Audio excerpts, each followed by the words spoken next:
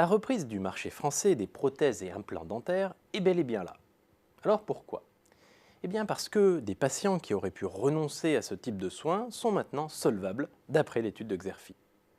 Solvables grâce à la généralisation de la complémentaire santé en entreprise depuis le 1er janvier 2016. Solvables aussi grâce à la refonte mi-2015 de l'aide au paiement de la complémentaire avec l'ACS.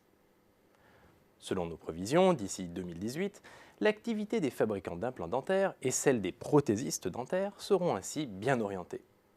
Pour autant, cette reprise du marché n'apaisera pas les tensions concurrentielles entre les acteurs premium, milieu de gamme et surtout discount. L'offre de ces derniers rencontre en effet un écho toujours plus favorable auprès des centres dentaires et des réseaux de soins de complémentaire santé en pleine expansion. Du côté du jeu concurrentiel, l'étude de Xerfi montre que l'influence des OCAM va se renforcer. Je parle ici des organismes complémentaires d'assurance maladie. Déjà, leur part dans le financement des soins dentaires est passée de 31% à 39% entre 1995 et 2015. Il faut dire qu'ils proposent une prise en charge partielle des dépassements d'honoraires et des actes non remboursés. Et on le comprend, les récentes évolutions réglementaires vont entraîner un transfert de charges de l'assurance maladie et des patients vers les OCAM. Dans ce contexte, ces organismes entendent bien redéfinir en profondeur leur rôle sur le marché dentaire.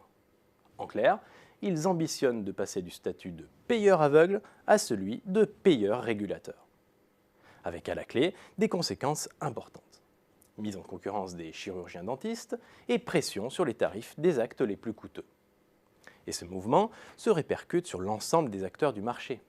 Les fabricants d'implants misent alors sur la différenciation grâce à leur force de frappe en matière de R&D et de marketing.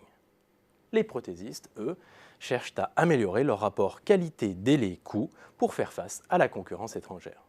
Ce qui passe par l'industrialisation des techniques de production des prothèses et donc par un recours accru aux technologies de conception et fabrication assistées par ordinateur.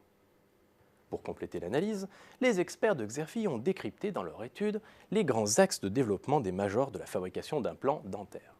Après s'être internationalisés et après avoir élargi leur catalogue de produits à l'ensemble des gammes d'implants, les leaders diversifient leur offre. En réalité, ils cherchent à se positionner comme guichet unique pour les chirurgiens dentistes. J'ai en tête un cas emblématique de ce mouvement, la fusion entre Dentsply, spécialisé dans les fournitures dentaires, et Sirona, leader de la technologie et de l'équipement dentaire. Aujourd'hui, c'est le très prometteur marché de l'imagerie médicale qui concentre l'essentiel des investissements. Une autre voie se dessine enfin, celle des partenariats avec les prothésistes pour former des ensembles totalement intégrés.